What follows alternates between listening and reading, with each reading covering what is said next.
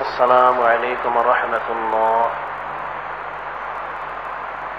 الحمد لله نحمده ونستعينه ونستغفره ونؤمن به ونتوكل عليه ونعوذ بالله من شرور أنفسنا ومن سيئات أعمالنا من يهده الله فلا مضل له ومن يضلله فلا هادي له ونشهد أن لا إله إلا وحده لا شريك له نشهد أن سيدنا نبينا حبيبنا شفيعنا مولانا محمد صلى الله عليه وسلم.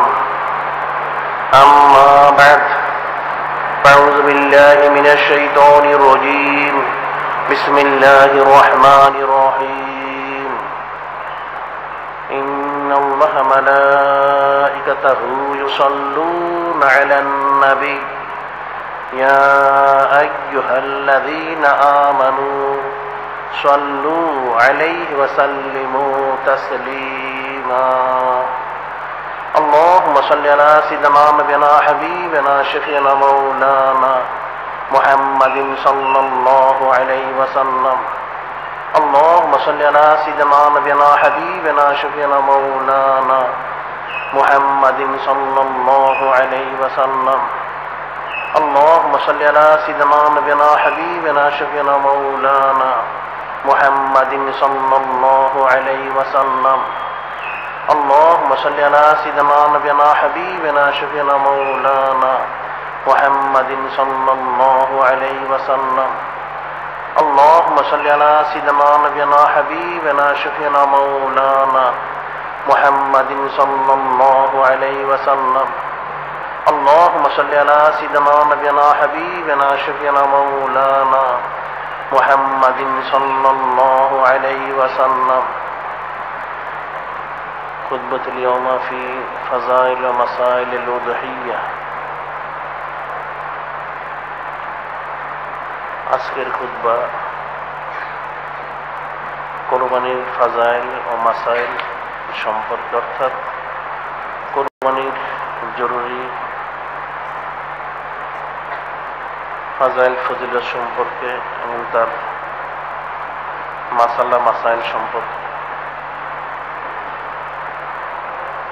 আল্লাহ পাক হযরত আদম আলাইহিস সালাম থেকে শুরু করে আখিরি নবী হাবিবুল্লাহ, নবীদের নবী, রসুল রসুল, নূরে মুজাসসামা হাবিবুল্লাহ হুজুর পাক সাল্লাল্লাহু আলাইহি সাল্লাম পর্যন্ত কোরবানির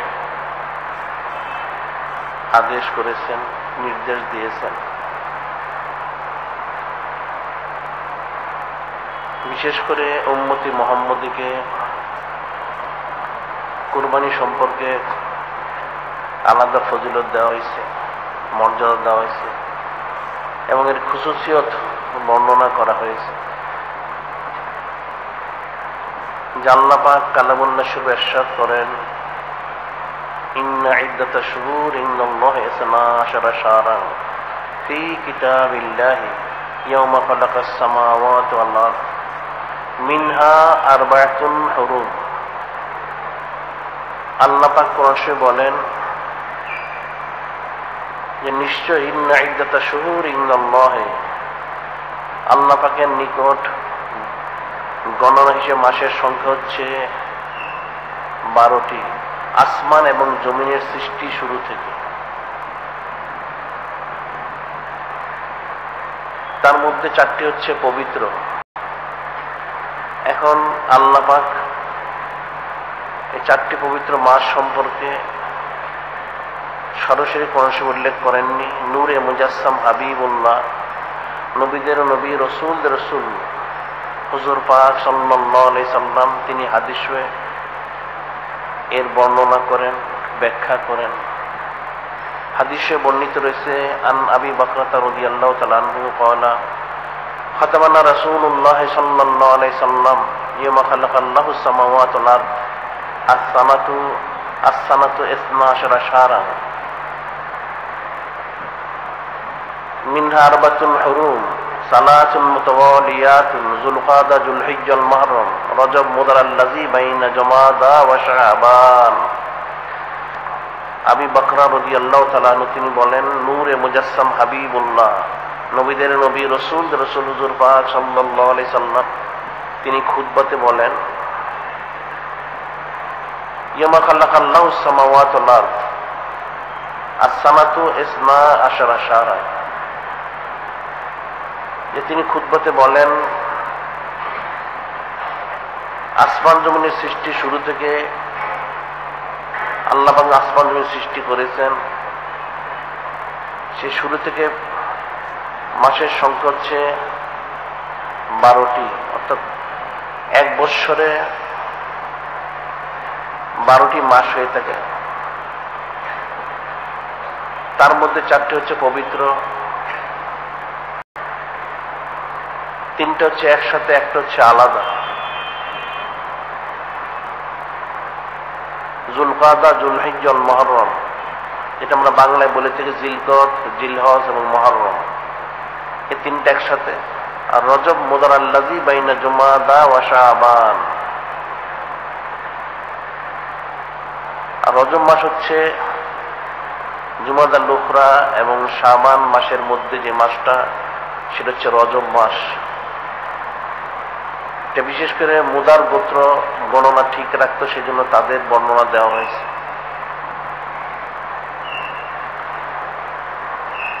এই 4টি মাস হচ্ছে পবিত্র। এর মধ্যে জিলহজ মাস, এই মাসটা অনেক দিক থেকে সম্মানিত। যেমন কিতাবে বর্ণিত রয়েছে, সাইয়্যিদুশ শুহুর শাহরু রমাদান ওয়া আযমু যুলহিজ্জাতিল হারাম। সাইয়্যিদুশ শুহুর শাহরু রমাদান, মাসের সাইয়্যিদ হচ্ছে রমজান শরীফ। ওয়া আযমু যুলহিজ্জাতিল হারাম, মহত্বের দিক থেকে বৈশিষ্ট্যপূর্ণ হচ্ছে জিলহজ মাস। এই মাসটা একদিক থেকে হারাম মাস, আরেক দিক থেকে হজের মাসের অন্তর্ভুক্ত, যেটা আল্লাহ পাক কোরআনে বলেন, আল হাজ্জু আশহুরুম মা'লুমাত। হজের মাসগুলি হচ্ছে স্পষ্ট সুবিদিত, শাওয়াল ওয়া যুলকাদা যুলহিজ্জা, শাওয়াল, জিলকদ, জিলহজ। কাজে জিলহজ মাস একদিক থেকে হচ্ছে হারাম মাস, পবিত্র মাস, আরেক দিক থেকে হজের মাস, আরেক দিক থেকে হচ্ছে শাহরুল কোরবানি, অর্থাৎ কোরবানির মাস, শাহরুল উদহিয়া। এই মাসে কোরবানি করা হয়ে থাকে। যে মাসটা একাধিক কারণে একাধিক থেকে সম্মানিত, ফজিলত প্রাপ্ত। এখন জিলহজ মাসে কোরবানি করতে হয়, এটা উম্মতি মুহাম্মদের জন্য বিশেষ নির্দেশ রয়েছে,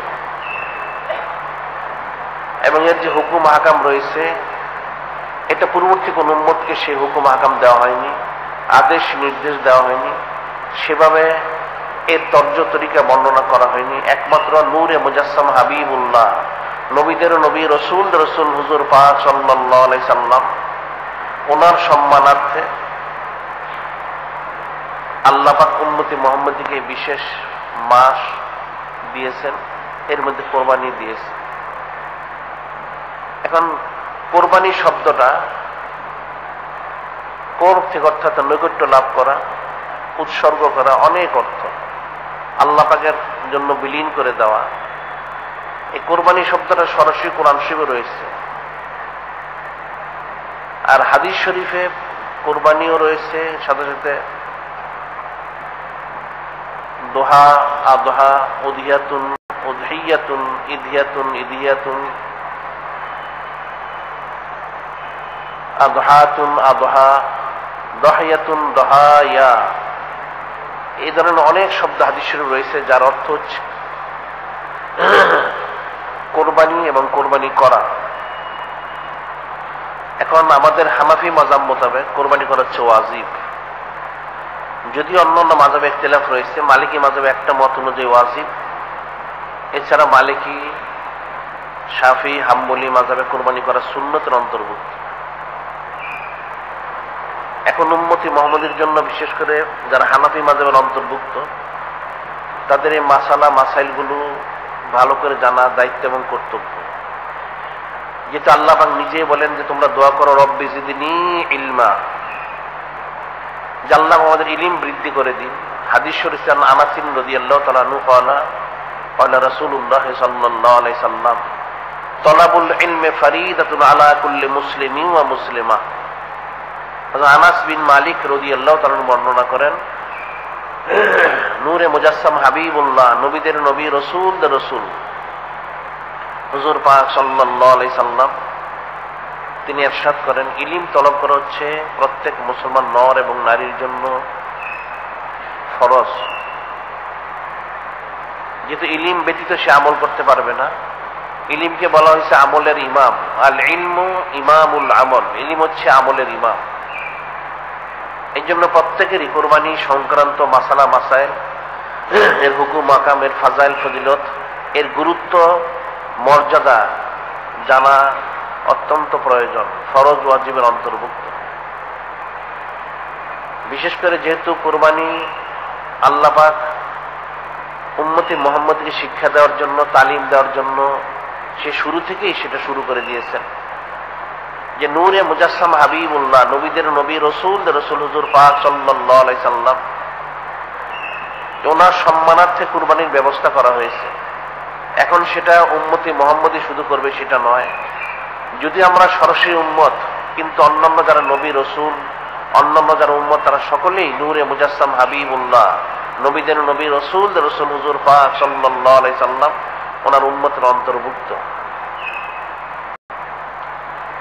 আল্লাহ পাক সেটাই কোরআন শরীফে উল্লেখ করেন যে কোরবানি শুরু থেকেই জারি করা হয়েছে। এই বিষয়গুলো উম্মতি মুহাম্মদের জানা প্রয়োজন রয়েছে। সেই জন্য আল্লাহ পাক কোরআন শরীফে উল্লেখ করেছেন, নূরে মুজাসসাম হাবিবুল্লাহ, নবীদের নবী, রাসূলদের রাসূল হুজুর পাক সাল্লাল্লাহু আলাইহি সাল্লাম, ওনাকে লক্ষ্য করে আল্লাহ পাক বলেন, হে আমার হাবিব, ওয়াতুলু আলাইহিম নাবাবনাই আদম বিল হক ইয কাররাবা কুরবানান ফাতুকব্বালা মিন আহদিহিমা ওয়া লাম ইউতাকাব্বাল মিনাল আখার ক্বালা লা তুলান্নাকা ক্বালা ইন্নামা ইয়াতাকাব্বালুল্লাহু মিনাল মুত্তাকিন।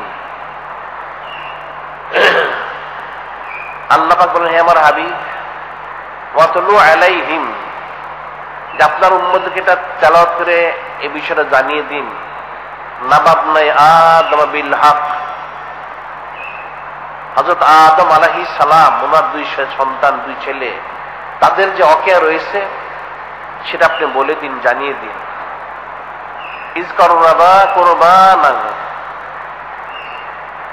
যখন তার উভয়ে কোরবানি করলো নৈকট্য লাভ করার জন্য, তাদের পশু ফসল আল্লাহ পাকের জন্য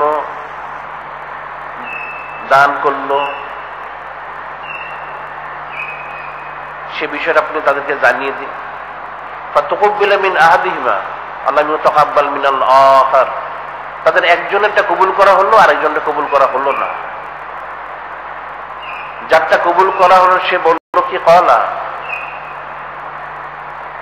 লা তুলান্নাকা, যে আমি তোমাকে কতল করব, শহীদ করব। আর যারটা কবুল করা হলো তিনি কি বললেন, ইন্নামা ইয়াতাকাব্বালুল্লাহু মিনাল মুত্তাকিন, যে নিশ্চয়ই যারা মুত্তাকি হবে, পরেজগার হবে, আল্লাহ পাকে ভয় করবে, তাকওয়ার উপর ইস্তেকামত থাকবে, আল্লাহ পাক তাদেরটাই শুধু কবুল করেন। এখানে হযরত আদম আলাইহিস সালাম, ওনার দুই সন্তানের কথা বলা হয়েছে। একজন হযরত হাবিল রাদিয়াল্লাহু তাআলা, আরেকজন হচ্ছে কাবিল। হযরত আদম আলাইহিস সালাম, ওনার সময় নিয়ম ছিল যে আল্লাহ পাক ওনাকে প্রতি বছর একজন ছেলে একজন মেয়ে দিতেন। ওনার ঘরে প্রতি বছর একজন ছেলে একজন মেয়ে আগমন করতেন। আল্লাহ পাক জানিয়ে দিলেন, হে হযরত আদম আলাইহিস সালাম, আপনি যারা আপনার সন্তান আগমন করবেন তাদের মধ্যে প্রথম বছরের ছেলে দ্বিতীয় বছরের মেয়ে, আবার দ্বিতীয় বছরের ছেলে প্রথম বছরের মেয়ে, এদের মধ্যে পরস্পর আগ করিয়ে দিবেন, বিয়ে পড়িয়ে দিবেন। এটাই ছিল আল্লাহ পাকের নবী এবং রসুল খলিফা হযরত আদম আলাইহিস সালাম ওনার শরীয়ত। হযরত হাবিল রাদিয়াল্লাহু তাআলা ওনার সাথে জন্মগ্রহণ করলেন। হযরত গাজা বা লিউজা রাদিয়াল্লাহু তাআলা আনহা। আর কাবিল আসলো, কাবিলের সাথে জন্মগ্রহণ করলেন হযরত আকলিমা বা একলিমা রাদিয়াল্লাহু তাআলা আনহা। এখন শরীয়ত অনুযায়ী হযরত হাবিল রাদিয়াল্লাহু তাআলা আনহু ওনার সাথে হযরত আকলিমা বা একলিমা রাদিয়াল্লাহু তাআলা আনহা ওনার সাথে বিয়ে হওয়ার কথা। আর কাবিলের সাথে হযরত গাজা বা লিউজা রাদিয়াল্লাহু তাআলা আনহু ওনার সাথে বিয়ে হওয়ার কথা ছিল, কিন্তু কাবিল সেটা মানতে নারাজ ছিল। সে চুচারে কিলোকাল করল।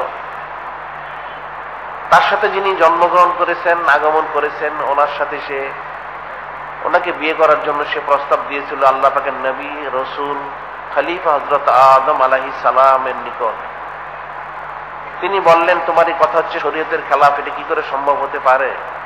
আল্লাহ পাক তো এর বিপরীত নির্দেশ দিয়েছেন যে সেটাই পালন করতে হবে, কিন্তু সে মানতে নারাজ ছিল। তখন শেষ পর্যন্ত আল্লাহ পাক বললেন, জানালেন, হে আমার নবী, আমার রসুল খলিফা হযরত আদম আলাইহিস সালাম, তাহলে এক কাজ করুন, তাদেরকে বলুন তারা যেন তাদের যে মাল সম্পদ যা কিছু রয়েছে সেটা আল্লাহ পাকের নামে যেন কোরবানি করে। যারটা কবুল করা হবে তিনি সেই হযরত একলিমা বা আকলিমা রাদিয়াল্লাহু তাআলা আনহাকে বিয়ে করবেন। তখন আল্লাহ পাকের নবী রসুল খলিফা হযরত আদম আলাইহিস সালাম তিনি দুই সন্তানকে জানিয়ে দিলেন। হযরত হাবিল রাদিয়াল্লাহু তাআলা তিনি মেষ চড়াতেন, অনেক মেষ ছিল, ওনার পশু ছিল। আর কাবিল সে ক্ষেত খামারে কাজ করত, অনেক জমা জমিন তার ছিল। উভয়কে বলা হলো উভয় যেন প্রত্যেকেরই স্ব সম্পদ থেকে উত্তম সম্পদ আল্লাহ পাকের জন্য কোরবানি করে। যিনি হযরত হাবিল রাদিয়াল্লাহু তাআলা আনহু তিনি কি করলেন, তিনি ওনার সে পশু থেকে একটা উত্তম মেষ সেটা আল্লাহ পাকের রাস্তায় কোরবানি করার জন্য নির্দিষ্ট করলেন। আর এদিকে কাবিল তার জমিন থেকে কিছু ফসল সে নির্দিষ্ট করল, তবে তার ফসলগুলির মান তোর উত্তম ছিল না। যে কোথায় কোরবানি করা হবে, বর্তমান জামানার মতো এভাবে জবর করে দেওয়া বা দান করে দেওয়ার কোনো নিয়ম ছিল না। তখন নিয়ম ছিল কোন একটা উঁচু পাহাড়ের মধ্যে রেখে আসতে হবে। আল্লাহ পাক যে পাহাড়ে রাখতে বলবেন, আসমান থেকে একটা আগুন এসে সেটা জ্বালিয়ে দিবে। যারটা কবুল করা হবে তারটা আসমান থেকে আগুন এসে জ্বালিয়ে দিবে। আর যারটা জ্বালিয়ে দেওয়া হবে না, বোঝা যাবে তারটা কবুল করা হয়নি। সেই নির্দেশ মোতাবেক উভয়ে সে নির্দিষ্ট পাহাড়ের উপর ওনাদের সে পশু, মেষ এবং কিছু ফসল রেখে আসলেন। দেখা গেল আল্লাহ পাকের সেই নির্দেশ মোতাবেক আসমান থেকে আগুন এসে হযরত হাবিল রাদিয়াল্লাহু তাআলা আনহুর যে মেষটা ছিল সেটাকে জ্বালিয়ে দিয়ে চলে গেল।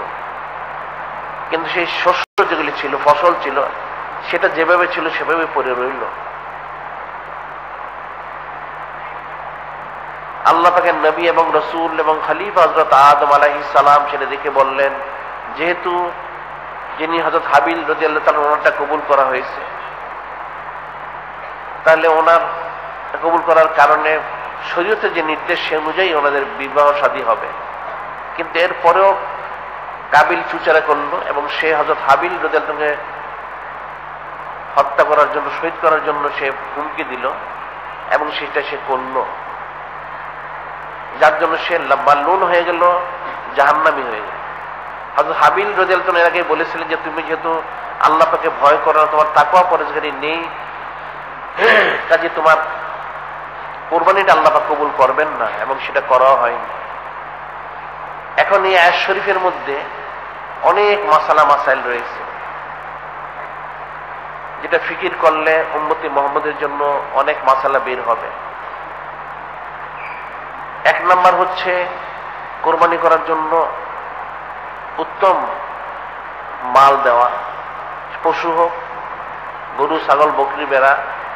এখন তো আর আমাদের এই শরীয়তে ফসল দেওয়ার কোনো নিয়ম নেই, কোরবানি করতে পশু থেকে, সেটা তার সাধ্য সামর্থ্য অনুযায়ী পয়সা দিয়ে উত্তম পশু সে কোরবানি করবে। আর 2 নম্বর হচ্ছে তাকওয়া, পরেজগারি তার থাকতে হবে। যার যত বেশি তাকওয়া থাকবে, পরেজগারি থেকে, আল্লাহ পাক তারটা তত বেশি উত্তম ভাবে কবুল করবেন। এখন এখানে আল্লাহ পাক, আল্লাহর হাবিব নূরে মুজাসসাম হাবিবুল্লাহ হুজুর পাক সাল্লাল্লাহু আলাইহি সাল্লাম ওনার মাধ্যমে সেটা জানিয়ে দিলেন, যেটা হযরত আদম আলাইহিস সালাম থেকে শুরু করে এই পর্যন্ত হয়ে আসছে, যেটা কোরআন শরীফে আল্লাহ পাক বলেন অন্যত্র, লিকুল্লি উম্মাতিন জাআলনা মানসাকান লিয়াযকুরু ইসমাল্লাহি আলা মা রাযাকাহুম বাহিমাতিল আনআম। আল্লাহ পাক বলেন লিকুল্লি উম্মাতিন জাআলনা মানসাকান লিয়াযকুরু ইসমাল্লাহি আলা মা রাযাকাহুম মিন বাহিমাতিল আনআম, যে প্রত্যেক উম্মতের জন্য আমি করেছি কোরবানি। লিকুল্লি উম্মাতিন জাআলনা মানসাকান, যে প্রত্যেক উম্মতের জন্য আমি কোরবানির নির্দেশ দিয়েছি, আদেশ দিয়েছি। লিয়াযকুরু ইসমাল্লাহি, যেন আল্লাহ পাকের নাম মোবারক তারা স্মরণ করে, আলা মা রাযাকাহুম মিন বাহিমাতিল আনআম, যে আল্লাহ পাকের তরফ থেকে যে গৃহপালিত পশু দেওয়া হয়েছে তার উপরে যেন তারা কোরবানি করে আল্লাহ পাকের নাম মোবারক স্মরণ করে। এখন উম্মতি মুহাম্মদের এক হুকুম, অন্যান্য যারা নবী রাসূল আলাইহিস সালাম তাদের এক একজনের এক এক হুকুম ছিল। কারো আসমান থেকে আগুন এসে জ্বালিয়ে দিত, কারো অন্যান্য তর্জ তরিকে সেটা কবুল করা হতো। এই বিষয়টা উম্মতি মুহাম্মদের জন্য খাস করে দেওয়া হচ্ছে। একদিক থেকে তারা কোরবানি করবে, পূর্ববর্তী কোন উম্মতের জন্য সেটা কোরবানি করে সে পশুর কোন অংশ, সেটা গোশত হোক বা অন্য কিছু হোক, খাদ্য হিসেবে গ্রহণ করা জায়েজ ছিল না। একমাত্র নূরে মুজাসসাম হাবিবুল্লাহ, নবীদের নবী, রসুল হুজুর পাক সাল্লাল্লাহু আলাইহি সাল্লাম, ওনার সম্মানার্থে আল্লাহ পাক উম্মতি মুহাম্মদীকে এই কোরবানির পশু উম্মতি মুহাম্মদকে খাদ্য হিসেবে গ্রহণ করার অনুমতি দিয়েছে। এখন এই কোরবানি উম্মতি মুহাম্মদী করবে, এর মধ্যে তাদের জন্য যথেষ্ট ফজিলত দেওয়া হয়েছে, যেটা পূর্ববর্তী কোন উম্মতের জন্য সেই ফজিলতটা দেওয়া হয়নি।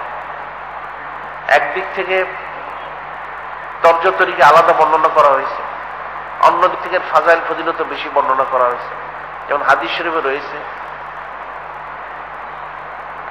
আন যায়েদ ইবনে আরকাম রাদিয়াল্লাহু তাআলা আনহু قال قال اصحاب رسول الله صلى الله عليه وسلم يا رسول الله صلى الله عليه وسلم ما هذه الاضاحي قال سنة أبيكم إبراهيم قالوا فما لنا فيها يا رسول الله صلى الله عليه وسلم فقال رسول الله صلى الله عليه وسلم بكل شرة حسنة قالوا فالصوف يا رسول الله صلى الله عليه وسلم قال بكل شرة من الصوف حسنة। হযরত যায়েদ বিন আরকাম রাদিয়াল্লাহু তাআলা আনহু তিনি বর্ণনা করেন, সাহাবায়ে কিরাম রাদিয়াল্লাহু তাআলা আনহুম একদিন জিজ্ঞাসা করলেন, হে আল্লাহ পাকের হাবিব, ইয়া রাসূল আল্লাহ, ইয়া হাবিব আল্লাহ সাল্লাল্লাহু আলাইহি ওয়াসাল্লাম, মা হাযিল আদাহিয়্যু, এই কুরবানিটা কি হে আল্লাহ পাকের হাবিব? قال সুন্নাতু আবিকুম ইব্রাহিম, নূরে মুজাসসাম হাবিবুল্লাহ, নবীদের নবী, রসুল হুজুর পাক সাল্লাল্লাহু আলাইহি সাল্লাম, তিনি বললেন এটা হচ্ছে সুন্নাত আবিকুম ইব্রাহিম, তোমাদের পূর্বপুরুষ পিতা হযরত আদম আলাইহিস সালাম ওনার সুন্নতের অন্তর্ভুক্ত। ক্বালু ফামা লানা ফিহা ইয়া রাসূলুল্লাহ সাল্লাল্লাহু আলাইহি সাল্লাম, তখন হযরত সাহাবায়ে কিরাম রাদিয়াল্লাহু তাআলা জিজ্ঞাসা করেন, হে আল্লাহ পাকের হাবিব, ফামা লানা ফিহা, এর মধ্যে আমাদের কি রয়েছে ফায়দা, এর মধ্যে আমাদের কি ফায়দা রয়েছে? ক্বালা বিকুল্লি শারাতিন হাসানা, বিকুল্লি শারাতিন হাসানা, প্রত্যেক পশমের বিনিময়ে নেকি রয়েছে। সুবহানাল্লাহ, তখন হযরত সাহাবায়ে কিরাম রাদিয়াল্লাহু তাআলা জিজ্ঞাসা করলেন, ফাসুফ ইয়া রাসূলুল্লাহ সাল্লাল্লাহু আলাইহি সাল্লাম, প্রত্যেক পশমের বিনিময়ে যে নেকি রয়েছে, তাহলে পশমওয়ালা যে পশু রয়েছে, মেষ, দুম্বা, অনেক পশম, তার কি ফয়সালা রয়েছে আল্লাহ পাক নবী? বলে বিকুল্লি শারাতি মিনাস সুফে হাসানা, প্রত্যেকটা পশমওয়ালা পশুর প্রতিটি পশমের বিনিময়ে তোমাদের জন্য নেকি রয়েছে। সুবহানাল্লাহ। যে কতটুকু নেকি রয়েছে এর ব্যাখ্যায় বলা হয়, হযরত দাউদ আলাইহিস সালাম, ওনাকে আল্লাহ পাক যখন কোরবানির নির্দেশ দিলেন, তিনি তখন জিজ্ঞাসা করলেন, বারে আলাহি, এই কোরবানি করার নিয়মটা কি শুধু আমাকেই দেওয়া হলো, না পূর্বে ছিল বা পরবর্তী সময় থাকবে? আল্লাহ পাকের তরফ থেকে জানানো হলো, হে আমার নবী, আমার রসুল হযরত দাউদ আলাইহিস সালাম, এটা আপনাকে নতুন করে দেওয়া হয়নি। যিনি আমার প্রথম নবী রসুল, যাকে পাঠিয়েছি, খলিফা হযরত আদম আলাইহিস সালাম, ওনাকে কোরবানির হুকুম করা হয়েছিল, সেখান থেকে এটা হয়ে আসতেছে, আপনাকেও করা হচ্ছে এবং আপনার পরবর্তী যারা তাদেরকেও করা হবে। এমনকি শেষ যিনি নবী, যিনি নবীদের নবী, যিনি রসুল রসুল, যিনি নূরে মুজাসসাম, যিনি হাবিবুল্লাহ, যাকে সৃষ্টি না করলে আমি কিছু সৃষ্টি করতাম না, সেই আল্লাহ পাকের হাবিব হুজুর পাক সাল্লাল্লাহু আলাইহি সাল্লাম, ওনার যারা উম্মত থাকবেন তাদেরকেও কোরবানির নির্দেশ দেওয়া হবে। তখন হযরত দাউদ আলাইহিস সালাম তিনি জিজ্ঞাসা করেছিলেন, বারে আলাহি, কোরবানিতে তো ফজিলত রয়েছে আমরা জানি, তো আমার একটা জানার আগ্রহ হচ্ছে, যিনি আখেরি নবী হবেন, যিনি নবীদের নবী, যিনি রসুলদের রসুল, যাকে সৃষ্টি না করলে আপনি কিছু সৃষ্টি করতেন না, সে আপনার হাবিবুল্লাহ নূরে মুজাসসাম হুজুর পাক সাল্লাল্লাহু আলাইহি সাল্লাম, ওনার যারা উম্মত তারা কোরবানি করলে কি ফজিলত পাবে? আল্লাহ পাক স্বয়ং সেটা জানালেন, হে আমার নবী, আমার রসুল হযরত দাউদ খলিফাতুল্লাহ আলাইহিস সালাম, যে ওনাদেরকে ফজিলত অনেক দেওয়া হবে। প্রাথমিকভাবে যে ফজিলত সেটা হচ্ছে, প্রতিটি পশমের বিনিময়ে কমপক্ষে 10টা নেকি, 10টা মর্যাদা বৃদ্ধি করা হবে, 10টা গুনাহ খাতা ক্ষমা করা হবে। সুবহানাল্লাহ। এটা হচ্ছে একটা প্রাথমিক একটা নেকি দেওয়া হবে। পরবর্তীতে তাদেরকে দেওয়া হবে পরকালে, যেটা বিশেষ করে দেওয়া হবে, প্রতিটি গোস্তের টুকরার বিনিময়ে, প্রতিটি গোস্তের টুকরার বিনিময়ে জান্নাতে একটা করে পাখি, জান্নাতে পাখি দেওয়া হবে। আর প্রতিটি হাড়ের বিনিময়, হাড্ডি মানুষ কেটে কেটে খাবে, যত টুকরা হাড্ডি হবে, প্রতি টুকরা হাড্ডির বিনিময়ে একটা করে জান্নাতে বোরাক দেওয়া হবে। সুবহানাল্লাহ। আর শরীরে যত পশম রয়েছে পরকালে নেকি তো সে পাবেই, মর্যাদা বৃদ্ধি হবে, গুনাহ খাতা মাফ হবে। তারপরেও শরীরের যতগুলি পশম থাকবে, সে পশম অনুযায়ী ততগুলি আল্লাহ পাক তাকে জান্নাতে বালাখানা দান করবেন। সুবহানাল্লাহ। এবং সেই পশুর মাথাতে যতগুলি পশম থাকবে তাতেও সে নেকি পাবে। 10টা নেকি কমপক্ষে, 10টা মর্যাদা বৃদ্ধি হবে, 10টা গুনাহ খাতা মাফ হবে, সেটা সে কমপক্ষে সে পাবেই। এরপরেও মাথাতে যতগুলি পশম হবে ততগুলি পশম অনুযায়ী তাকে অতজন হুর তাকে আল্লাহ পাক জান্নাতে দান করবেন। সুবহানাল্লাহ। যে উম্মতি মুহাম্মদীকে আল্লাহ পাক এত ফজিলত দিয়েছেন, এটা বর্ণনা করা হয়েছে। এরপর তার ইখলাস অনুযায়ী, তার আকীদা অনুযায়ী, খুলুসিয়ত অনুযায়ী আল্লাহ পাক দ্বিগুণ বহুগুণে বৃদ্ধি করে দিবেন। সুবহানাল্লাহ। যে উম্মতি মুহাম্মদের জন্য কোরবানির মধ্যে অনেক ফজিলত রয়েছে, অনেক বরকত রয়েছে, রহমত রয়েছে, সাকিনা রয়েছে। এবং এটা বলা হয়েছে সুন্নত আবিকুম ইব্রাহিম, যে তোমাদের পূর্বপুরুষ যিনি হযরত ইব্রাহিম আলাইহিস সালাম, ওনার সুন্নত। কারণ আল্লাহ পাক কোন সময় নিজেই বলেন, মিল্লাত আবিকুম ইব্রাহিম ওয়া সাম্মাকুমুল মুসলিমিন। মিল্লাত আবিকুম ইব্রাহিম, তোমাদের যিনি পূর্বপুরুষ পিতা হযরত ইব্রাহিম আলাইহিস সালামের, ওনার এটা দ্বীন, তর্জ তরিকা। ওয়া সাম্মাকুমুল মুসলিমিন, তিনি তোমাদের নাম রেখেছেন মুসলমান। হযরত ইব্রাহিম আলাইহিস সালাম আল্লাহ পাকের হাবিব নূরে মুজাসসাম হাবিবুল্লাহ, নবীদের নবী, রসুলদের রসুল হুজুর পাক সাল্লাল্লাহু আলাইহি সাল্লাম ওনার পূর্বপুরুষের অন্তর্ভুক্ত। সে হিসেবে সে বিষয়টা বলা হচ্ছে, ওনার থেকে যেহেতু কোরবানিটা এসেছে কাজ করে, যে আল্লাহ পাক ওনাকে অনেক পরীক্ষা নিরীক্ষা করেছিলেন, উনি সব অবস্থাতেই উত্তীর্ণ হয়েছিলেন। যেহেতু আল্লাহ পাকের তিনি খলিল, নবী, রসুল, অবশ্যই উত্তীর্ণ হবেন। তারপরে আল্লাহ পাক বান্দাদেরকে তালিম দেওয়ার জন্য, শিক্ষা দেওয়ার জন্য কিছু কিছু ওয়াকিয়া বর্ণনা করেছেন। আল্লাহ পাক নিজেই বলেন, ইয ক্বালা লাহু রাব্বুহু আসলিম ক্বালা আসলামতু লিরাব্বিল আলামিন। যে আল্লাহ পাক যখন ওনাকে বললেন যে আপনি আত্মসমর্পণ করুন, তিনি বললেন আমি অবশ্যই আসলামতু লিরাব্বিল আলামিন, যিনি সমস্ত আলমের রব, যিনি খালিক, যিনি মালিক, যিনি রব্বুল আলামিন, আমি ওনার কাছে অবশ্যই আত্মসমর্পণ করলাম। তিনি প্রতিটি বিষয় বিনা চুচারা, বিনা কিলোকালে সেটা মেনে নিয়েছেন, স্বীকার করে নিয়েছেন, যার জন্য ওনাকে বিশেষ ফজিলত মর্যাদা আলাদা দেওয়া হয়েছে, যেটা অন্য আয়াতে বলা হয়েছে, ইয ইবতালা ইব্রাহিম রাব্বুহু বিকালিমাতিন ফাতাম্মাহুন্না। আল্লাহ পাক বলেন, ইয ইবতালা ইব্রাহিম রাব্বুহু বিকালিমাতিন, যে হযরত ইব্রাহিম আলাইহিস সালামকে কিছু কালেমা দিয়ে, কিছু কথা দিয়ে আল্লাহ পাক পরীক্ষা করেছেন, ফাতাম্মাহুন্না, তিনি সেটা পুরা করেছেন। ওনাকে যত পরীক্ষা নিরীক্ষা করা হয়েছে, যতভাবে করা হয়েছে, তিনি প্রত্যেকটা তিনি পুরা করেছেন, উত্তীর্ণ হয়েছেন। যার জন্য আল্লাহ পাক নিজে পরবর্তীতে বলেন, ক্বালা ইন্নী জাইলুকা লিন-নাসি ইমামা, ক্বালা ইন্নী জাইলুকা লিন-নাসি ইমামা। আল্লাহ পাক বলেন, হে আমার খলিল, নবী এবং রসুল হযরত ইব্রাহিম আলাইহিস সালাম, আমি আপনাকে সমস্ত মানুষের জন্য ইমাম করে দিলাম, অর্থাৎ আপনি অনুকরণীয় হবেন অনন্তকাল ধরে।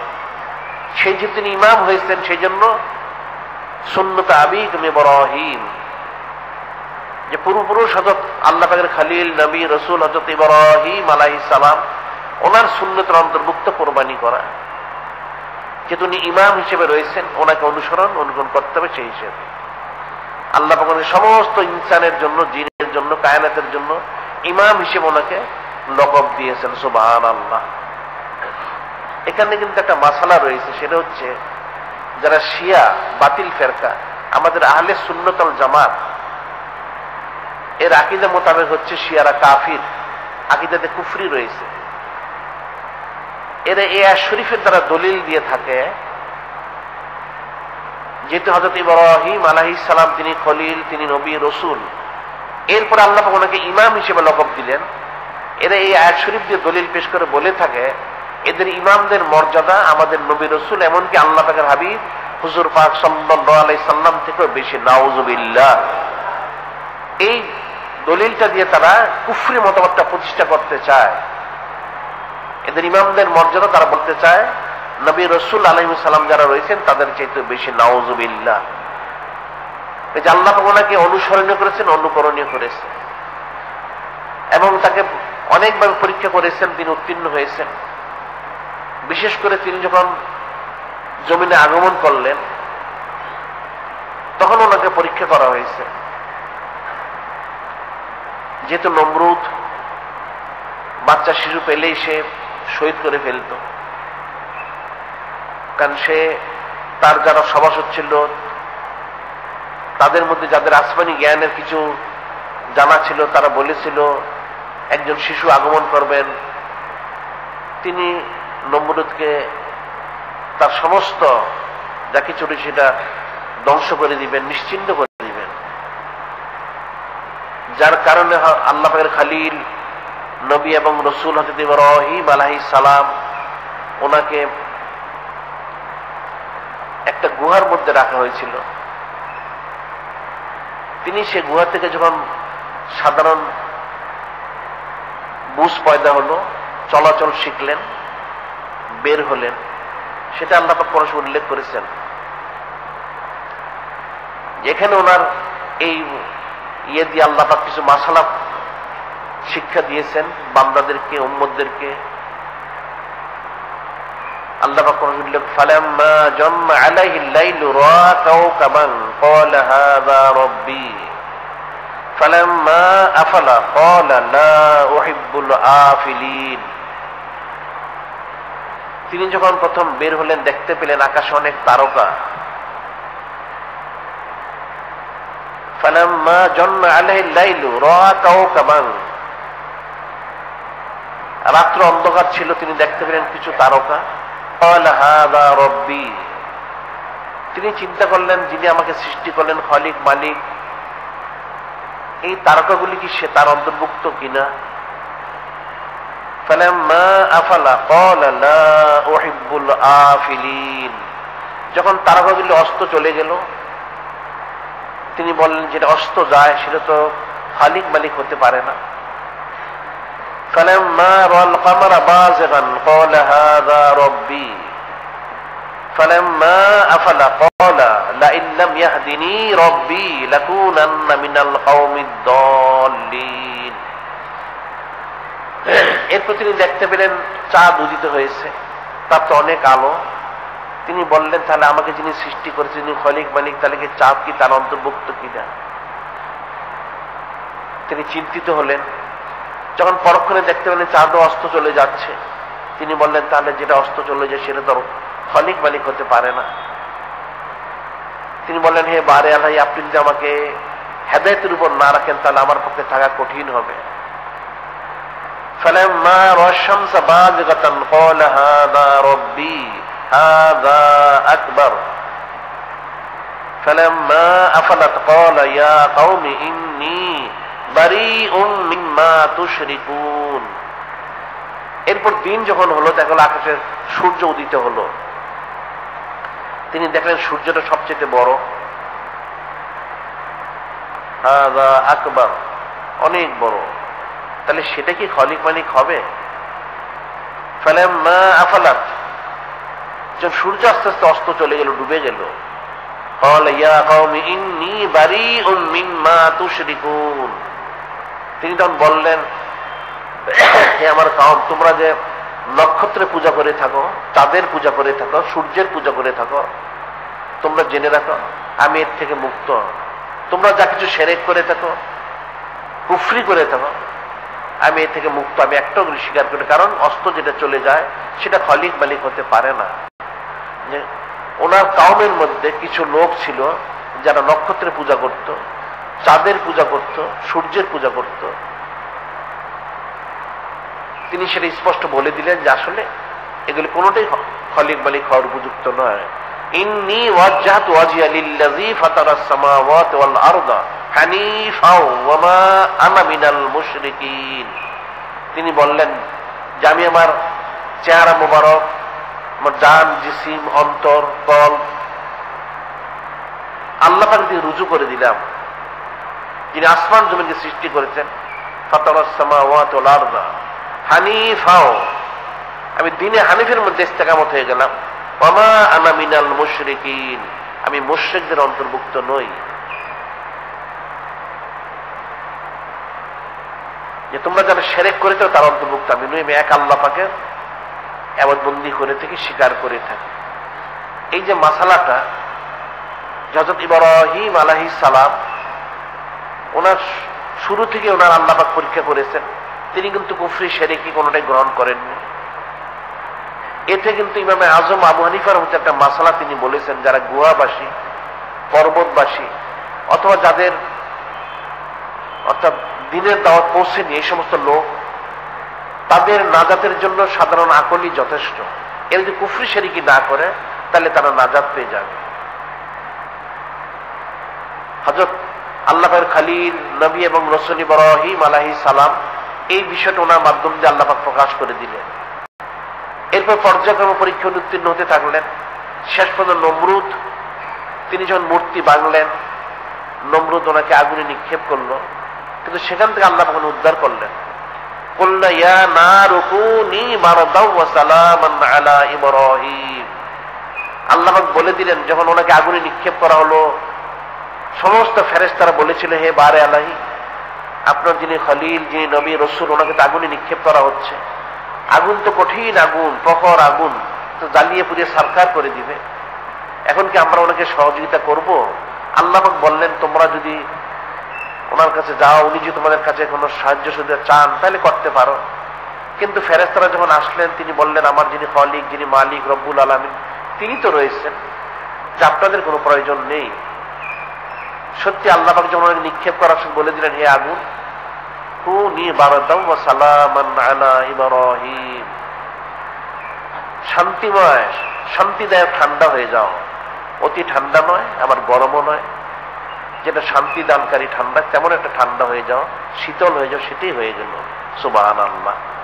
এখন সমস্ত দিকে পরীক্ষা যখন উত্তীর্ণ হয়ে গেলেন, কাউম শুনল না। তিনি তখন বললেন, তাহলে তোমাদের মধ্যে আমার আর থাকার প্রয়োজন নেই, কারণ তোমাদের অনেক কিছু বলা হয়েছে, নসিহত করা হয়েছে, তোমরা সেটা গ্রহণ করলে না।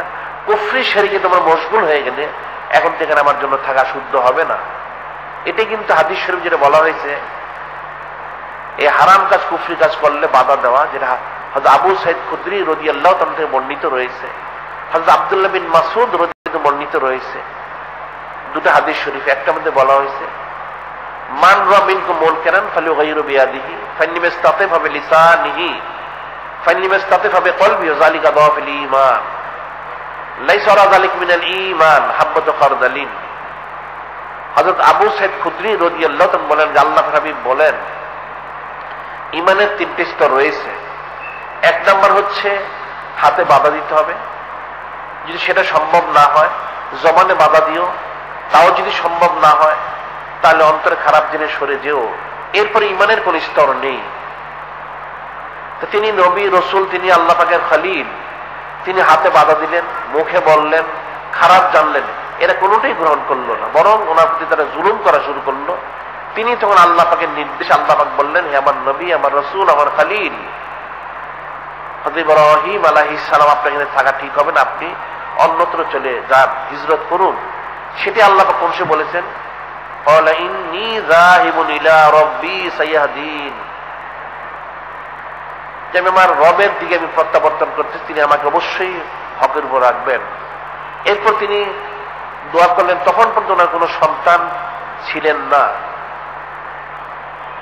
রব্বি হাবলি মিনাস সলিহিন, যে বারে আল্লাহ আমাকে একটা নেক সন্তান দান করুন।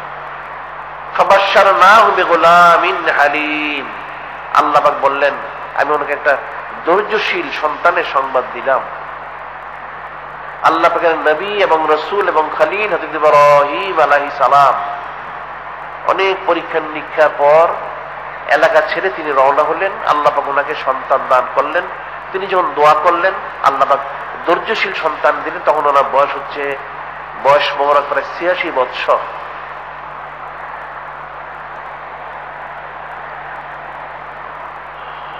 ওনার বয়স মোবারক প্রায় ৮৬ বৎসর। সে সময় ওনাকে আল্লাহ পাক সন্তান দান করলেন, হযরত ইসমাঈল আলাইহিস সালাম ওনাকে দিলেন।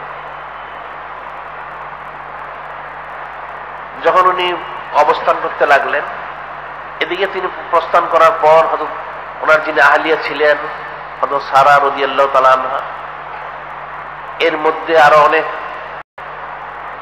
অবস্থার সৃষ্টি হয়েছে। সেখানে হযরত হাজেরা রাদিয়াল্লাহু তাআলা আনহা, ওনাকে তিনি গ্রহণ করেছেন। তিনি আরেক বাদশার মেয়ে ছিলেন, ওনাকে তিনি গ্রহণ করেছেন। সে ঘরে আগমন করলেন হযরত ইসমাঈল আলাইহিস সালাম।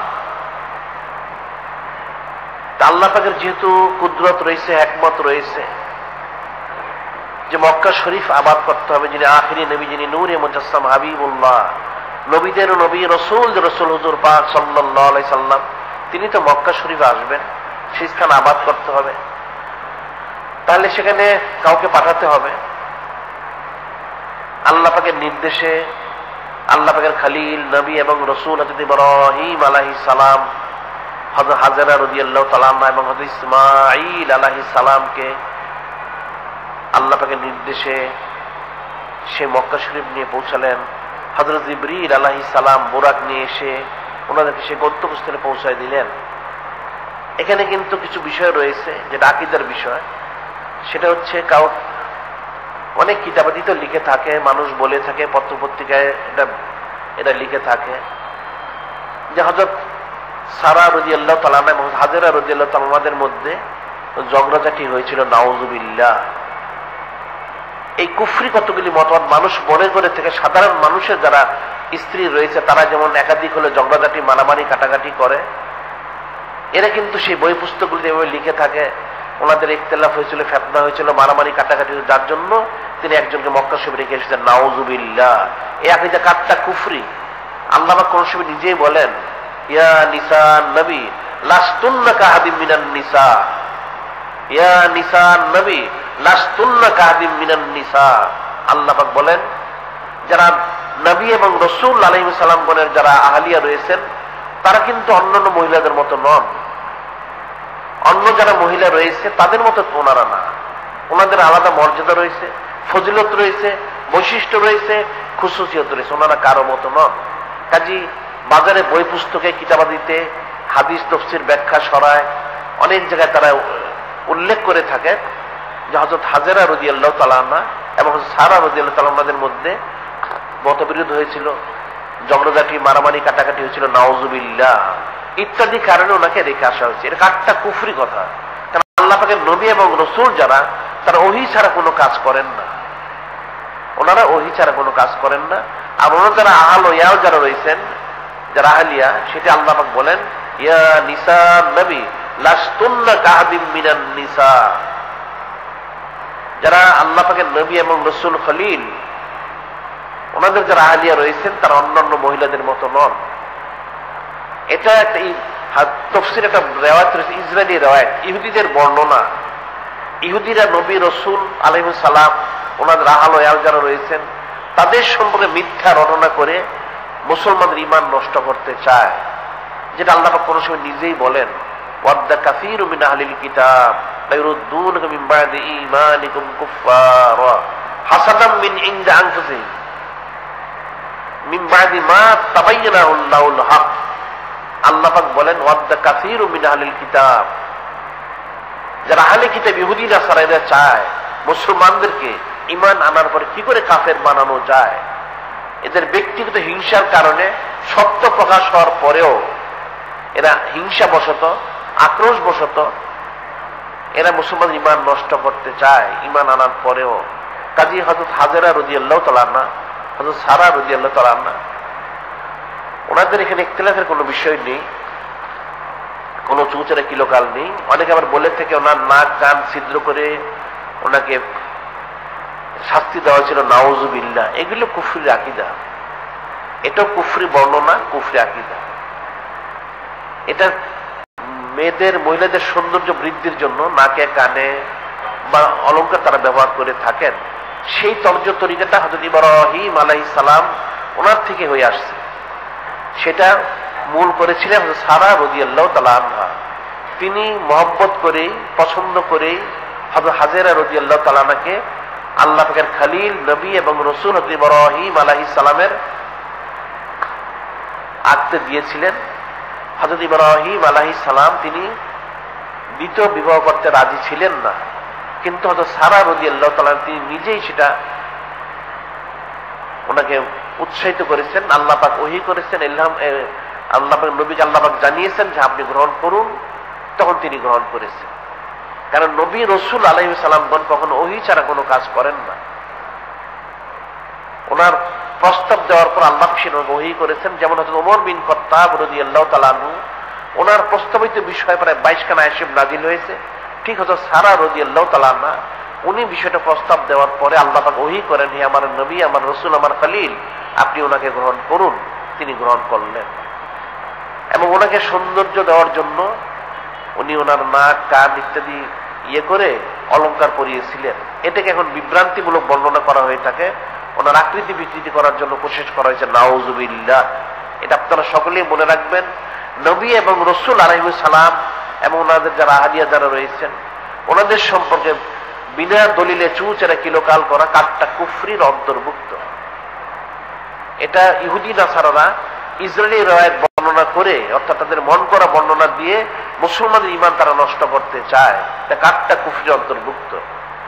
আল্লাহ পাকের খলিল নবী এবং রাসূল হযরত ইব্রাহিম আলাইহিস সালাম ওনার প্রতি ওহী করা হলো, তিনি হযরত হাজেরা রাদিয়াল্লাহু তাআলা এবং হযরত ইসমাঈল আলাইহিস সালামকে সে বোরাকে করে সে মক্কা শরীফে পৌঁছে দিলেন। যেহেতু এখানে কাবা শরীফ ছিল, তখন সে কাবা শরীফটা ছিল না। হযরত নূহ আলাইহিস সালাম ওনার বন্যার সময় সেটা আল্লাহ পাক তুলে নিয়েছিলেন, তো তার বীজ ছিল, সেটা দেখিয়ে দিয়েছেন, সেখানে তিনি গড় তৈরি করেছিলেন এই কাবা শরীফ বর্তমানে যেখানে রয়েছে। এবং ওনার সাহায্যকারী ছিলেন আল্লাহ পাকের এই নবী হযরত ইসমাঈল আলাইহিস সালাম। যখন ওনাকে রেখে গেলেন, উনি মাঝে মাঝে এসে দেখে যেতেন। তখন ওনার প্রতি ওহী হলো যে ওনার প্রিয় জিনিস যেন উনি কোরবানি করেন। এখন কি প্রিয় জিনিস কোরবানি করবেন? মুখতালিফ রায়াত রয়েছে। এটা জিলহজ মাসের 8 তারিখ, 7 তারিখ দেখলেন, 8 তারিখ দেখলেন, 9 তারিখ দেখলেন। তিনি কোন কোন বর্ণনা রয়েছে প্রতিদিন 100 করে উট কোরবানি করলেন, আর কোন কোন বর্ণনা রয়েছে প্রথম দিন 100 মেষ দুম্বা, দ্বিতীয় দিন 100 গরু, তৃতীয় দিন 100 উট তিনি কোরবানি করলেন। এরপর তিনি স্বপ্নে দেখলেন, এই জন্য বলা হয় যে 8 তারিখ ইয়মুত তারবিয়া, চিন্তার দিন ছিল, 9 তারিখ ইয়মে আরাফা। 9 তারিখ রাতে তিনি স্বপ্ন দেখলেন, সরাসরি বলা হলো তিনি যেন ওনার ছেলে, একমাত্র ছেলে ইসমাঈল আলাইহিস সালাম, ওনাকে যেন তিনি কোরবানি করেন। সেটা কোরআন শরীফে রয়েছে। যে আল্লাহ পাক সেটা বলেন কোরআন শরীফে, তিনি যখন দোয়া করলেন, রব্বি হাবলি মিনাস সালিহিন ফাবাশশারনাহু বিগুলামিন হালিম ফালাম্মা বালাগা মা'আ সাইয়া ক্বালা ইয়া বুনাইয়া ইন্নী আরা ফিল মানামি আন্নী আযবাহুকা ফানজুর মাযা তারা। তিনি যখন চলাচল শিখলেন, আল্লাহ পাকের নবী এবং রাসূল হযরত ইসমাঈল আলাইহিস সালাম, তখন আল্লাহ পাকের খলিল নবী এবং রাসূল হযরত ইব্রাহিম আলাইহিস সালাম তিনি স্বপ্নে দেখলেন। তিনি সেটা বললেন ছেলেকে যে আমি স্বপ্নে দেখেছি আপনাকে আমি কোরবানি করতেছি। এটা নিয়ে তখন স্পষ্ট হয়ে গেল যে সন্তানকে দিতে হবে। সেই স্বপ্ন দেখে তিনি কি করলেন, মক্কা শরীফ আসলেন। এসে হযরত হাজেরা রাদিয়াল্লাহু তাআলা আনহাকে বললেন যে হযরত ইসমাঈল আলাইহিস সালামকে আপনি গোসল করিয়ে উত্তম কাপড় পরিয়ে দিন। তিনি তো গোসল করাতেন, উত্তম কাপড় পরতেন সব সময়, তারপরে বিশেষভাবে পরিধান করানো হোক। এখন ওনার বয়স মোবারক কত ছিল সেটা যদি ইখতিলাফ রয়েছে, তবে 2 থেকে 13 বছরের কম। কারণ 86 বছর বয়সে আল্লাহ পাকের নবী হযরত ইসমাঈল আলাইহিস সালাম আগমন করেছেন। আবার যখন আল্লাহ পাকের খলিল হযরত ইব্রাহিম আলাইহিস সালাম, ওনার বয়স মোবারক 99, তখন দ্বিতীয় ছেলে হযরত ইসহাক আলাইহিস সালাম তিনি আগমন করেন। এখানে 13 বছরের পার্থক্য রয়েছে হযরত ইসমাঈল আলাইহিস সালাম এবং ইসহাক আলাইহিস সালামের মধ্যে। তো তিনি আগমন করার পূর্বেই ঘটনা ঘটে, সেই জন্য ইখতিলাফ রয়েছে। 2 থেকে 13 অর্থাৎ 5, 7, 8, 9 এরকম 10 বছর হতে পারে। তবে সাধারণভাবে যেটা বর্ণনায় বোঝা যাচ্ছে সেটা হচ্ছে তিনি মোটামুটি চলাচল শিখেছেন, কিছু কথাবার্তা শিখেছেন। 5-7 বছর বয়স মোবারক ওনার হবে। আল্লাহ পাকের নবী এবং রাসূল হযরত ইসমাঈল আলাইহিস সালাম ওনার। এই অবস্থায় আল্লাহ পাকের খলিল নবী এবং রাসূল আলাইহিস সালাম তিনি এসে বললেন হযরত হাজেরা রাদিয়াল্লাহু তাআলা আনহাকে যে আপনি ওনাকে গোসল করিয়ে কাপড় পরিয়ে দিন।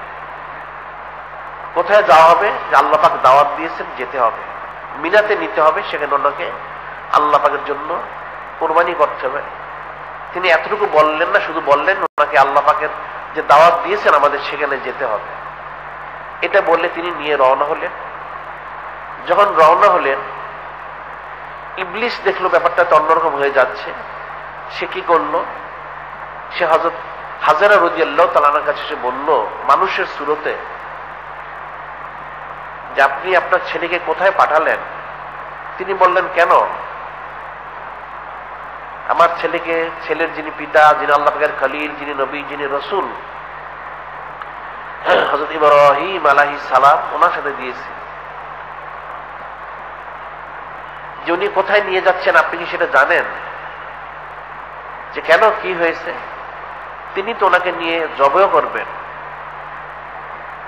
তখন হযরত হাজেরা রাদিয়াল্লাহু তাআলা বলেন এটা একটা অবাস্তব কথা, যে তুমি এটা কি বলতেছ? কোন সন্তান কি তার, কোন পিতা কি তার সন্তানকে জবেহ করে কখনো? তখন সে বলল ইবলিস যে মানুষ সুরতে, তিনি তো আল্লাহ পাকের খলিল দাবি করেন, নবী রাসূল দাবি করেন, ওনার যিনি আল্লাহ পাক তিনি নাকি বলেছেন ওনার ছেলেকে কোরবানি করার জন্য। যখন ইবলিস সেটা বলল, তখন হযরত হাজেরা রাদিয়াল্লাহু তাআলা আনহা তিনি বললেন, যদি আল্লাহ পাক সেটা বলে থাকেন তাহলে তো আমার কোনো অসুবিধা নেই, আমরা তো আল্লাহ পাকের জন্য আমাদের জীবন বিলীন কোরবান করতে প্রস্তুত রয়েছে। সুবহানাল্লাহ।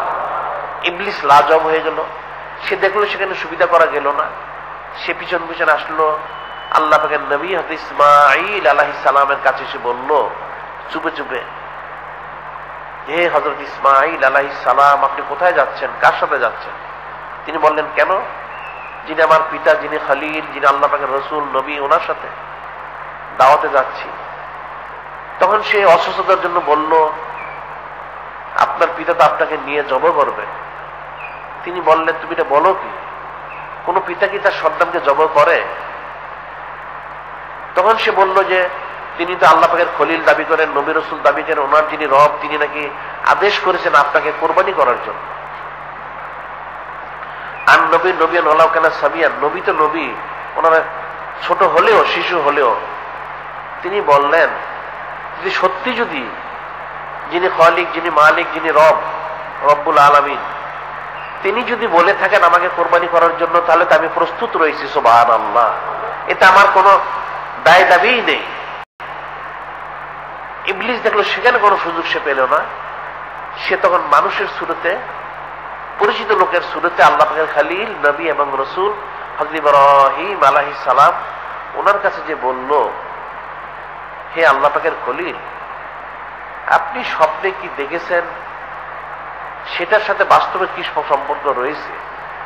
মনে হয় আপনাদের চিন্তা ফিকির করে কাজটা করা উচিত। তখন আল্লাহ পাকের খলিল নবী এবং রসুল হযরত ইব্রাহিম আলাইহিস সালাম তিনি বললেন, এটা তোমার চিন্তার বিষয় নয়, তুমি তোমার কাজে যাও, আমাকে আমার কাজ করতে দাও। সেখানেও সুযোগ পেল না। তখন সেটা হাদিস শরীফে রয়েছে, ইবলিস বিরাট মূর্তির মানে বিরাট একটা আকার ধারণ করে, দেওতা নামের বিরাট একটা আকার ধারণ করে সে সামনে দাঁড়ালো, পথ বাধা দিল। তখন হযরত জিবরীল আলাইহিস সালাম তিনি বললেন, হে আল্লাহ পাকের খলিল, আপনি তাকে পাথর নিক্ষেপ করুন, যেটা জমরাতুল উকবা, উস্তা এবং উলা তিন স্থানে, তিন জায়গায় সে পর্যায়ক্রমে দাঁড়িয়েছিল। 7টা করে কঙ্কর নিক্ষেপ করা হলো, সেখান থেকে সে পালিয়ে গেল। এখনো হাজী সাহেব যারা রয়েছেন তাদের 3 জায়গায় এভাবে পাথর নিক্ষেপ করতে হয়, সেখান থেকে এটা এসেছে। এরপর যখন তিনি গন্তব্যস্থলে পৌঁছলেন, মিনাতে পৌঁছে গেলেন, সেখানে পৌঁছে তিনি বললেন আল্লাহ পাকের নবী এবং রসুল হযরত ইসমাঈল আলাইহিস সালামকে, ইন্নী আরা ফিল মানামে আন্নী আযবাউকা ফানজুর মাযা তারা। তিনি বললেন, হে আমার সন্তান, যে আমি স্বপ্নে দেখেছি যে আপনাকে আমি কোরবানি করতেছি, এখন এই বিষয়ে আপনার কি মত রয়েছে? এ থেকে আপনার কোনো বক্তব্য রয়েছে? যে তিনি তো বাচ্চা শিশু, এখন 5-7 বছরে যদি হয়ে থাকে, তারপর তিনি জিজ্ঞাসা করতে আপনার কি কোনো কথা, যেহেতু উনি নবী আল্লাহ পাকের। তিনি বললেন, ক্বালা ইয়া আবাতি ফাল মা তুমার সাতাজিদুনি ইনশাআল্লাহ। বললেন, হে আল্লাহ পাকের খলিল, হে আমার পিতা, যে আপনি যে বিষয়ে আদিষ্ট হয়েছেন আপনি সেটা করুন, ইনশাআল্লাহু মিনাস সাবিরিন, অবশ্যই আপনি আমাকে ধৈর্যশীলদের অন্তর্ভুক্ত পাবেন। আমার কোনো চুচারা কিলোগাল নেই। যেহেতু আল্লাহ পাক যিনি আমাদের খালিক, মালিক, সৃষ্টিকর্তা, তিনি যদি আমার কোরবানিতে সন্তুষ্ট হন, আমি অবশ্যই সন্তুষ্ট রয়েছি, আপনি আমাকে ধৈর্যশীল হিসেবে পাবেন। এই কথাটাই কিন্তু আল্লাহ পাক প্রথম বলেছিলেন, ফাবাশশারনাহু বিগুলামিন হালিম, এমন একজন বান্দা দেওয়া হলো যিনি ধৈর্যশীল। এখন একজন মানুষকে কোরবানি করা হবে, জবে করা হবে, তিনি সেই মুহূর্তে ধৈর্য ধারণ করেন, এটা তো স্বাভাবিক কথা নয়। কোন মানুষের পক্ষে সেটা সম্ভব নয়। সাধারণ মানুষ শুনলে সেখান থেকে পালিয়ে যাবে সে। আর তিনি বললেন, কোনো অসুবিধা নেই, আল্লাহ পাক আপনাকে যা আদেশ করেছেন আপনি সেটা বাস্তবায়িত করুন, এতে আমাকে আপনি ধৈর্যশীল হিসেবে পাবেন, আমার কোনো চুচারা কিলোগাল নেই। সেভাবেই ব্যবস্থা নেওয়া হলো, এখন জবে করতে হবে, কোরবানি করতে হবে। তিনি তো সাথে ছুরি নিয়েছিলেন। এখন জবে করতে হলে শোয়াতে হবে, কিভাবে শোয়াতে হবে, কিভাবে করতে হবে, সে চিন্তা ফিকির করলেন। সেটা কোরআন শরীফে আল্লাহ পাক বর্ণনা করেন, ফালাম্মা আসলামা ওয়া তাল্লাহু লিল জাবিন। দুজনে যখন আল্লাহ পাকের কাছে আত্মসমর্পণ করলেন, সর্বশর্তের সাথে মেনে নিলেন, তাল্লাহু লিল জাবিন, শোয়ানো হলো জাবিন মানে এক পার্শ্ব করে, বাঁকা করে। এই জন্য একটা মাসাল রয়েছে, গরু যখন কোরবানি করা হয়, কোরবানি করার সময় একদম সরাসরি চিৎ করে মাথাটা না দিয়ে একটু বাঁকা করে দেওয়াটা, এটা সুন্নতের অন্তর্ভুক্ত।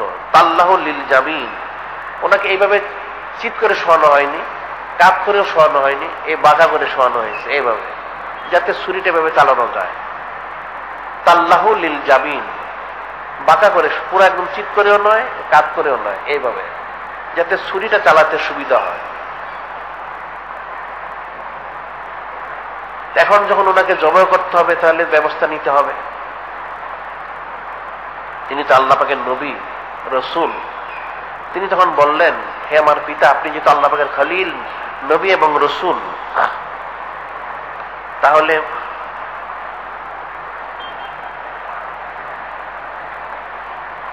আদবের ব্যাপার রয়েছে।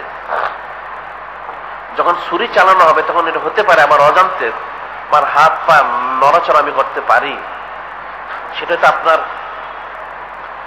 জিসিম মোবারকে লাগতে পারে, আদবের খেলাফ হতে পারে। কাজী আমার মনে হয় আমার হাত পাগুলো বেঁধে নিলেই বোধহয় উত্তম হবে। আল্লাহ পাকের খলিল নবী রসুল ইব্রাহিম আলাইহিস সালাম সেটা শুনলেন। এরপর তিনি আবার বললেন, যেহেতু হযরত হাজরা রাদিয়াল্লাহু তাআলা আনহা যিনি ওনার মাতা, যিনি, ওনাকে তো কথা বলে আনা হয়নি যে ওনাকে কোরবানি করা হবে। ওনাকে বলে আনা হয়েছিল যে দাওয়াতে যাওয়া হচ্ছে, আল্লাহ পাক দাওয়াত দিয়েছেন, এটা সত্য কথা। অনেকে বলে থাকে যে আল্লাহ পাকের খলিল নবী রসুল ইব্রাহিম আলাইহিস সালাম তিনি এভাবে বলে এনেছেন। অনেকে মিথ্যাও বলতে চায়, নাউজুবিল্লাহ। নবী এবং রসুল আলাইহিস সালামুল জীবনে কখনো মিথ্যা কথা বলেননি। ওনাদের নামে কেউ যদি মিথ্যা কথার অপবাদ দেয়, সে কাজটা কুফরি করল। তিনি দাওয়াতের কথা বলে এনেছেন। তখন হযরত ইসমাঈল আলাইহিস সালাম তিনি বললেন, আল্লাহ পাকের খলিল নবী এবং রসুল হযরত ইব্রাহিম আলাইহিস সালামকে, যেহেতু যিনি আমার মাতা, ওনাকে তো বলা হয়নি আমাকে কোরবানি করা হবে। এখন আমাকে কোরবানি করলে, স্বাভাবিক কাউকে যদি কোরবানি করা হয়, তিনি তো ইন্তেকাল করবেন। এখন যিনি মাতা রয়েছেন, তিনি তো অবশ্যই কিছু দুঃখিত হবেন, ইচ্ছা অনিচ্ছা। তাহলে ওনাকে সান্ত্বনা দেওয়ার জন্য একটা ব্যবস্থা করা যেতে পারে। সেটা কি? তিনি বললেন, তাহলে আমার যে জামাটা রয়েছে পরিধানে, এটা খুলে রাখলে হয়তো এই জামা মোবারক যদি ওনাকে দেওয়া হয়, এই কোর্তাটা যদি ওনাকে দেওয়া হয়, হয়তো এটা দিয়ে তিনি যে ওনার যে সন্তানের যে একটা জুদাই, সে জুদাইয়ের যে একটা ব্যথা রয়েছে, সেটা দেখে তিনি হয়তো কিছুটা ইতমিনান লাভ করবেন। তখন আল্লাহ পাকের খলিল নবী রসুল ইব্রাহিম আলাইহিস সালাম তিনি সেটাও শুনলেন। তিনি ওনার জামাবার খুলে রাখলেন। এরপর ওনার সেই অনুযায়ী তিনি ওনার হাত পা মোবারক বেঁধে নিলেন এবং কাত করে ওনাকে শোয়ানো হলো, যাতে ওনার চেহারা মোবারক সরাসরি দেখা না যায়। কারণ যেহেতু ৮৬ বছর বয়সের পর, দোয়া করার পর উনি আগমন করেছেন, এখন সন্তানের প্রতি ইচ্ছাই হোক অনিচ্ছাই হোক একটা মহব্বত অবশ্যই থাকবে, সেটা প্রকাশ পাবেই। এখন সন্তানের মহব্বতের কারণে যদি ছুরি চালাতে অসুবিধা হয়, সেই ব্যবস্থা করা হলো, কাত করে রাখা হলো। তিনি ছুরি মোবারক চালালেন, কিন্তু এত ছুরি চালানো হলো, ওনার গলা মোবারক কিন্তু কাটলো না। আল্লাহ পাকের খলিল নবী এবং রসুল হযরত ইব্রাহিম আলাইহিস সালাম তিনি ছুরিটাকে নিক্ষেপ করলেন পাথরের মধ্যে, বললেন, হে ছুরি, তোমাকে এত ধারালো করে আনা হলো, তুমি আমার ছেলের গলা মোহরা কাটতে পারলে না। যখন পাথরে পড়লো, পাথরের 2 টুকরা হয়ে গেল। তিনি বললেন, তুমি পাথরকে 2 টুকরা করে দিলে, অথচ আল্লাহ পাকের নবী হযরত ইসমাঈল আলাইহিস সালাম ওনার গলা মোহর কাটতে পারলে না। আল্লাহ পাক ছুরির জবান খুলে দিলেন। ছুরি জবাব দিল, হে আল্লাহ পাকের খলিল, আপনি একবার আদেশ করেন কাটার জন্য, কিন্তু আল্লাহ পাক কিন্তু 70 বার নিষেধ করেন। এখন আমি কার আদেশটা পালন করব? কাজে আমার পক্ষে ওনার গলা মোবারক কাটা কখনই সম্ভব নয়। এবং মুখতালিফ রায়াত রয়েছে, সেখানে বলা হয়েছে ছুরি এবং ওনার গলা মোবারকের মধ্যে আল্লাহ পাক কুদরতি ভাবে একটা তামার পাত রেখে দিয়েছিলেন, যার জন্য ছুরিটা কোনো মতেই সেটা কাটতে পারতেছিল না। এতে কঠিন অবস্থা। তিনি চিন্তা করলেন, ওনার কোরবানি কি কবুল হলো অথবা হলো না। তিনি চিন্তিত হয়ে গেলেন। এদিকে যখন এই অবস্থা তিনি দাঁড়িয়ে রইলেন, ছুরি যখন কথা বলল, তিনি চিন্তিত হলেন। সেই মুহূর্তে আল্লাহ পাকের তখন নেদা হলো, ওয়ানাদাইনাহু আইয়া ইব্রাহিম ক্বাদ সাদ্দাকতা রুইয়া ইন্না কাযালিকা নাজজিল মুহসিনিন ইন্না হাযা লাহুয়াল বালাউল মুবিন। আল্লাহ পাকের ওয়াফাদাইনাহু বিযিবহিন আযীম। হে আল্লাহ পাকের খলিল নবী রাসূল ইব্রাহিম আলাইহিস সালাম, আপনি আপনার স্বপ্নকে সত্যে পরিণত করেছেন। এইভাবে আমি যারা নেককার তাদের বদলা দিয়ে থাকি। এটা কঠিন একটা পরীক্ষা, কঠিন পরীক্ষা আপনার জন্য। ফাদাইনাহু বিযিবহিন আযীম, এর পরিবর্তে আমি একটা বড় কোরবানি কবুল করলাম। ওয়া তারাকনা আলাইহি ফিল আখিরিন ওয়া সালামুন আলা ইব্রাহিম। পরবর্তীদের জন্য এটা রেখে দেওয়া হলো এই তরিকাটা। এবং আল্লাহ পাকের খলিল নবী রাসূল ইব্রাহিম আলাইহিস সালামের প্রতি খাস ভাবে সালাম দেওয়া হলো। যখন এই আয়াত নাজিল হয়ে গেল, অর্থাৎ এই নির্দেশ আসলো, নেদা হলো, এদিকে ফেরেশতারা ওনারা আসমানে আশ্চর্য হয়ে গেল, আল্লাহ পাক আপনার যিনি খলিল, তিনি ওনার ছেলেকে তো জবাই করে দিচ্ছেন, কোরবানি করে দিচ্ছেন। এটা কঠিন বিষয়। আপনি যদি অনুমতি দান করেন, আমরা জান্নাত থেকে একটা দুম্বা নিয়ে দিতে পারি, যেটা উনি ওনার সন্তানের পরিবর্তে কোরবানি করতে পারেন। আল্লাহ পাক সেজন্য অনুমতি করলেন। হযরত জিবরীল আলাইহিস সালাম একটা জান্নাত থেকে একটা দুম্বা নিয়ে আসলেন। ফাইযা বিকাফশিন আকরান আমলাহা ওয়া আকরানা কাদ রাফিল জান্নাত 40 খরিফা ফাখাযা হযরত ইব্রাহিম আলাইহিস সালাম ওয়া যাবাহাহু। তিনি জান্নাতে একটা দুম্বা নিয়ে আসলেন, তরু তাজা শিংওয়ালা, যেটা 40টা বসন্তকাল পার করেছে জান্নাতের মধ্যে। সেটা নিয়ে বলে আল্লাহু আকবার, আল্লাহু আকবার। হযরত জিবরীল আলাইহিস সালাম বললেন, আল্লাহ পাক আল্লাহু আকবার, আল্লাহু আকবার মিন কুল্লি শাইইন। আল্লাহ পাক বড়, আল্লাহ পাক বড়, সবকিছু থেকে বড়, যার জন্য আল্লাহ পাকের খলিল হযরত ইব্রাহিম আলাইহিস সালামের পক্ষে সম্ভব হলো ওনার ছেলেকে কুরবানি করা। যখন আল্লাহ পাকের খলিল নবী রাসূল হযরত ইব্রাহিম আলাইহিস সালাম দেখতে পেলেন হযরত জিবরীল আলাইহিস সালাম একটা দুম্বা নিয়ে এসেছেন কুরবানির জন্য, লা ইলাহা ইল্লাল্লাহ আল্লাহু আকবার মিন কুল্লি শাইইন।